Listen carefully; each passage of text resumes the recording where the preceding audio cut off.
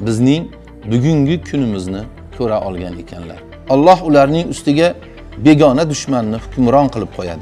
Haqni ayta olgan imomlar otilmadimi? 1918-yilda Lenin dekret chiqargan edi. Men u kunlarga yetmasdan jonimni olishini Allohdan so'rayman. Astagfirulloh.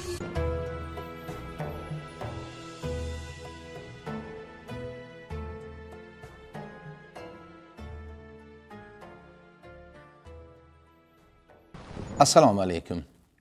Bismillahirrohmanirrohim. Ibn Mojaning bir hadisini o'qidim va necha kunki shu hadisni mushohada qilib tinchim yo'q, oromim yo'q. Qarangki 1400 yilning nariyog'ida turib payg'ambarimiz Muhammad Mustafa sallallohu alayhi va sallam bizning bugungi kunimizni ko'ra olgan ekanlar. Hadisda 5 ta illatni sanab, 5 ta illatdan chiqib keladigan 5 ta fojiali bir oqibat haqida gapirgan ekanlar. Keling shu hadisni sizlarga o'qib beray. Fohishabozlik oshkora tarqalgan qavm orasida vabo va o'tmishda odamlar bilmagan kasalliklar tarqaladi. Tarozidan, litrdan, metrdan, ya'ni mikyoldan urib qolishsa, qahatchilik, qiyinchilik, og'ir turmush va sultonning jabr zulmi bilan jazolanadilar. Mollarining zakotini ado etishmasa, samodan yomg'ir to'sib qo'yilur. Agar chorva hayvonlari bo'lmaganida umuman yomg'ir yog'mas edi. Agar Alloh va rasulining ahdini buzsalar, Alloh ularning ustiga begona dushmanni hukmron qilib qo'yadi. Qo'llaridagi ba'zi narsalardan, mol, dunyo, hurriyat, erk va boshqa narsalardan mahrum bo'ladilar. Imomlari, rahnamolar Allohning kitobiga asoslanib hukm yurgizmasalar, Alloh ularning musibatini o'z oralarida qilib qo'yadi. Men ado bo'ldim. Mana necha kundirki o'zimga kela olmayman. Bu hadisni sharhlashga qo'rqaman. Avvalo bu hadisni sharhlash uchun mukammal ilm bo'lishi kerak kishida. Islomiy ilmlarini puxta egallagan bo'lishi kerak. Ammo bu hadisning sharhini va isbotini bugun hayotimizda ko'rayotganga o'xshayman. Keling bir mushohada yuritamiz. Rasululloh sollallohu alayhi vasallam sanagan birinchi illat va birinchi oqibat bunday ekan. Fohishabozlik oshkora tarqalgan qavm orasida vabo va o'tmishda odamlar bilmagan kasalliklar tarqaladi. Men Samarqand viloyatining Urgut tumanida tug'ilib o'sdim. Tumanimiz aholisi o'zining diniy e'tiqodlari mustahkamligi bilan tilga tushgan va yashirib o'tirmayman. Urgut tumani aholisi bir boy xalq sifatida tilga tushgan. Ana shu urgutliklarning erkaklari Mardikor bozoriga chiqishni o'zlariga or bilishardi va Mardikor bozordan o'zlari mardikor olib kelib ishlatishardi. Ayollari esa o'zlarining ibosi bilan, hayosi bilan tilga tushgan edilar. O'zim ham guvohiman, bir erkak kelayotgan bo'lsa, yo'lda chiqqan ayol yuzini o'zining oq ro'moli yoki chorsisi bilan yuzini to'sib chetga qarab to'xtab turardi va to u erkak yoki erkaklar yo'ldan o'tib ketmaguncha harakatlanmay qotib turar edi. Bugun nima bo'ldi? Erkaklari Mardikor bozoriga chiqishni or bilgan Urgutning ayollari Mardikor bozoriga chiqib ketdi. Ayollari Xitoy bozorlarini, Turkiya bozorlarini oraladi. Dubay zindonlarini to'ldirdi. Bu dini mustahkam bo'lgan, ayollari hayoli, iboli bo'lgan, xalqi boy bo'lgan Urgut haqida. Qolganlarning ahvoli nima bo'ldi ekan? Tuyani shamol uchirsa, echkini osmonda ko'r deydilar. Nima bo'ldi? Oqibat Payg'ambarimiz alayhissalom aytgan balolar kelmadimi? Ota bobomiz ko'rmagan spidga o'xshagan kasalliklar tarqab ketmadimi? Biz otini koronavirus deb qo'ygan haqiqatda esa vabo tarqalmadimi? Bu koronavirus minglagan do'stlarimizni, yaqinlarimizni, tanishlarimizni oramizdan olib ketmadimi? Millionlagan og'a-inilarimizda o'zini asoratini qoldirmadimi? Ikkinchisi, tarozidan, mikyoldan, ya'ni litr yoki metrdan urib qolishsa, qahatchilik, qiyinchilik, og'ir turmush va sultonning jabr zulmi bilan jazolangaylar dedilar Rasululloh sollallohu alayhi vasallam. Tarozidan, metrdan, litrdan urish, savdoda yolg'on ishlatish yurtimizda odat tusiga kirmadimi? Bir eslang, sizga bu narxda beryapman degan gaplarni, faqat siz uchun bu narxda beryapman, vaholanki o'zim shu narxda olganman degan gaplarni eslaysizmi? Hatto mayli zarariga bo'lsa ham sizga mana bu narxda beraman degan gaplarni bir eslab ko'ring. Qanchalar yolg'on gaplar. Hech qaysi tijoratchi o'zi olgan narxiga molini sotmaydi. Ikki dunyoda zarariga sotmaydi.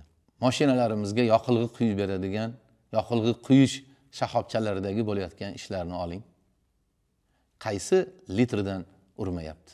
Litrdan urgani yetmagandek markasidan ham urishyapti. Ya'ni 93, 95 markali benzin deb sotganlari aslida 80 benzin. Nima bo'ldi? Natija nima bo'ldi? Mustaqillikdan keyin non topolmagan, non olaylik, non qilaylik desak un topolmagan, un qilaylik, un olaylik desak pul topolmagan kunlar boshimizdan o'tmadimi?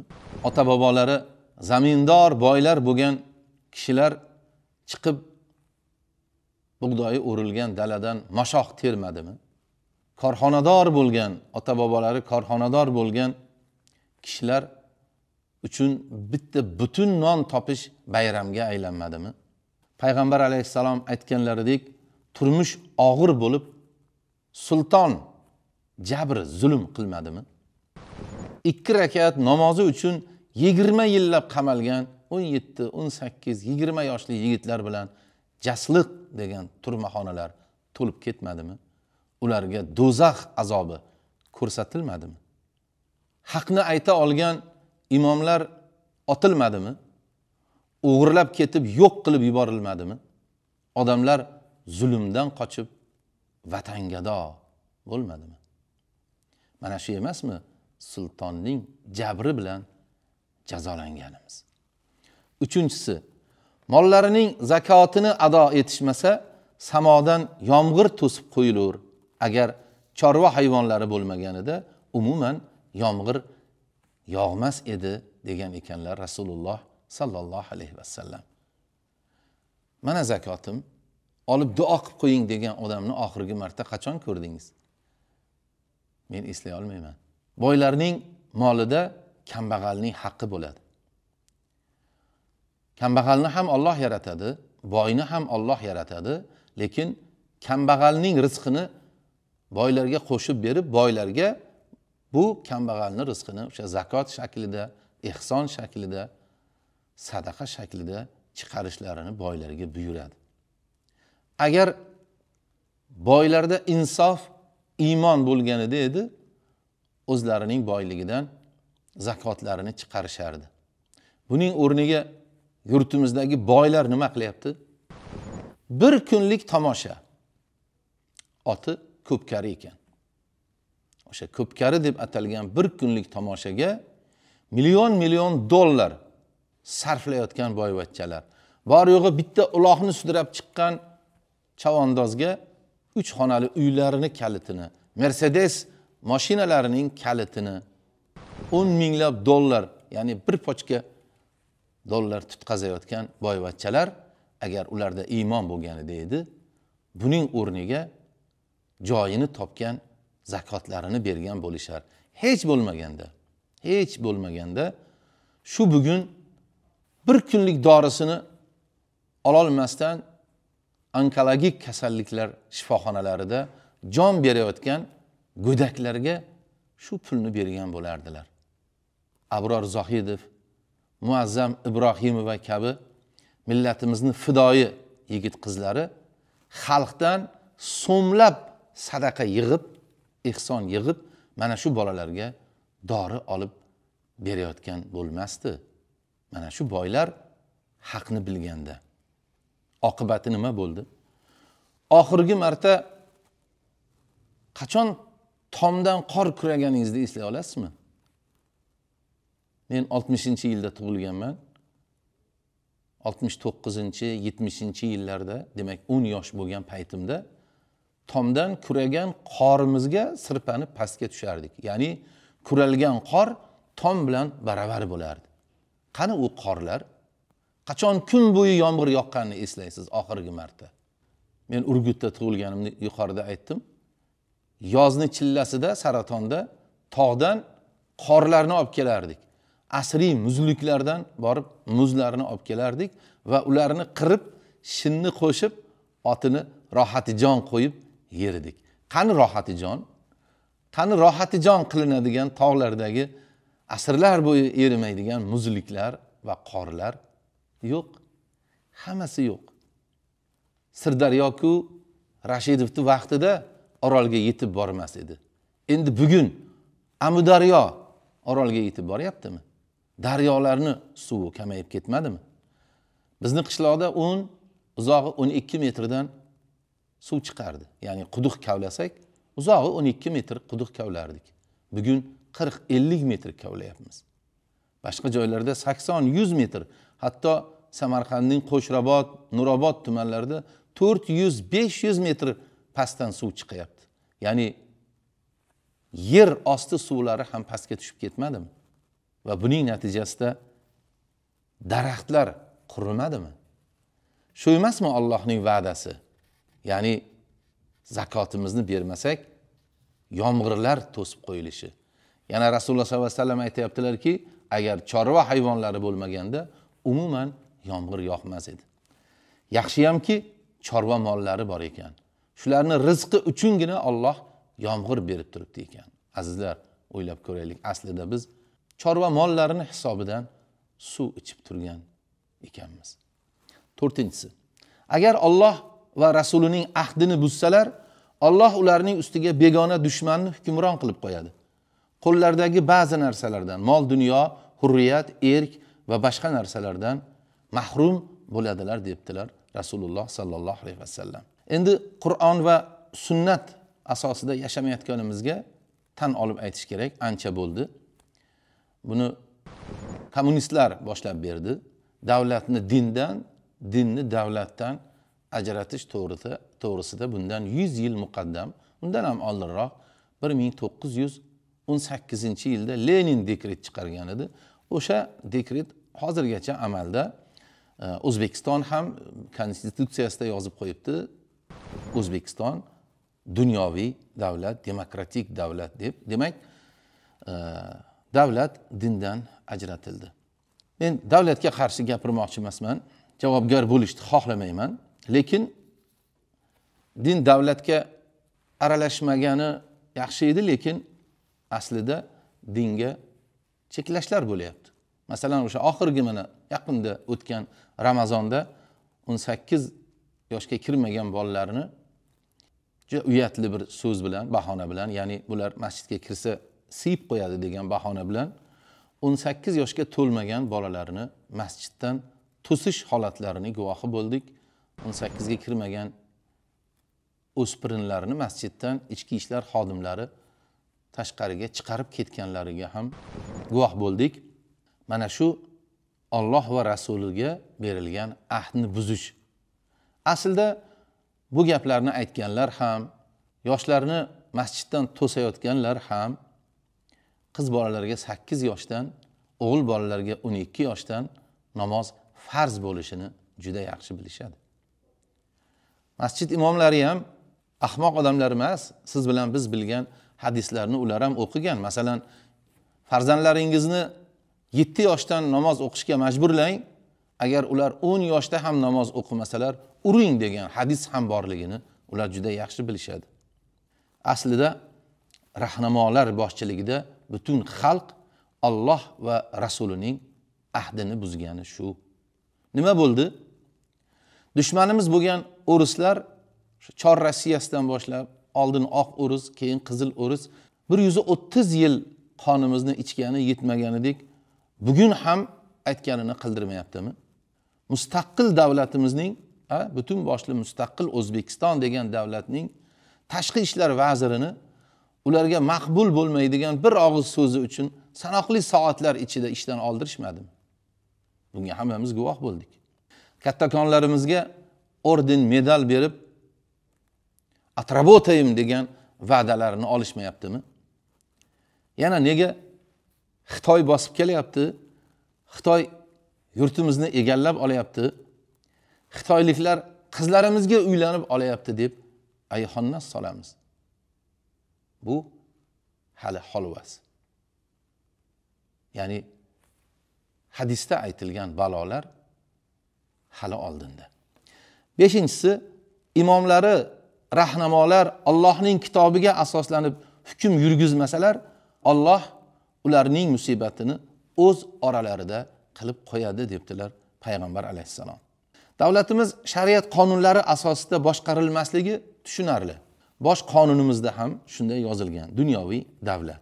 Ammo aholisining 96,6%, ya'ni salkam 97% musulmon bo'lgan xalq Qur'on va sunnatdan uzoq tutilishi, ustma-ust diniy cheklovlar o'rnatilishi, boshqa ishi qolmagan ichki ishlar xodimlari erkaklarning soqoliga, ayollarning ro'moliga yopishishi, masjidlar eshigida turib olib yoshlarini masjiddan to'sishi Allohning hukmiga zid ish yuritishdir. Guvohi bo'lyapmiz oxirgi paytlar kattakonlarimiz orasida bir-biriga suiqasd qilish, uning ortidan katta amaldorlar qamalishi, ishdan olishlar musibatni ularning o'z oralarida qilib qo'yilishining dalolatidir. Imomlarimiz ham Allohning kitobiga asoslanib emas, kattakonlarning topshirig'iga asoslanib fatvo berayotgani bugun yosh bolalarga ham ayon. O'z ilmi, bilimi, o'z ixtiyori bilan xalqni qiynab turgan muammolar, xalqni qiziqtirgan masalalar haqida oxirgi ma'ruza qilgan imom, bu mening bilishimcha ustozimiz Fozil qori, Yosin qori o'g'li edilar menimcha. Shundan keyin men o'z ixtiyori bilan, o'z bilimi bilan ma'ruza qilgan imomni ko'rmaganman. Undan keyingi imomlar barisi O'zbekiston musulmonlari diniy idorasi fatvo hay'ati tomonidan tayyorlab yuboriladigan tezislar deydi. O'shani o'qib berishadi xolos. Bu tezislarni yaxshi bilamiz. Bir juma sabr haqida bo'lsa, keyingi juma shukr haqida bo'ladi. 3-juma sabr haqida, 4-juma shukr haqida, 5-juma sabr haqida, 6-juma shukr haqida bo'ladi. O'zbekistonda go'yoki boshqa mavzu yo'qday, boshqa mavzu xalqni to'lqinlantirmayotganday, qiziqtirmayotganday go'yo.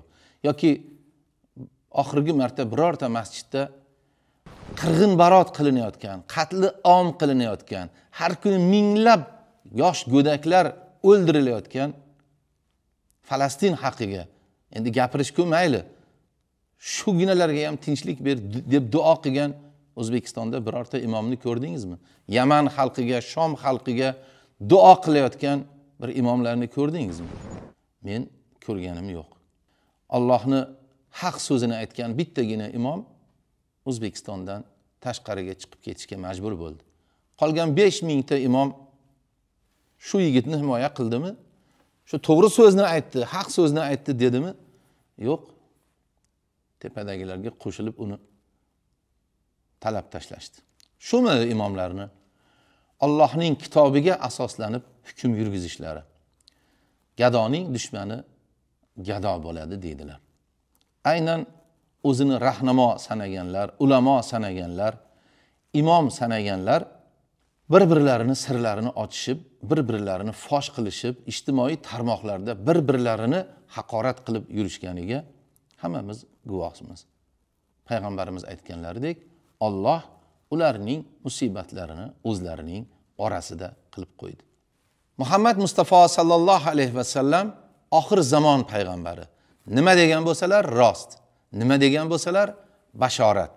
Yo payg'ambar alayhissalom aytgan yo'ldan yuramiz, yo bor budimizni buning payida bo'lgan kofirlarga topshirib yer yuzidan yo'q bo'lib ketamiz.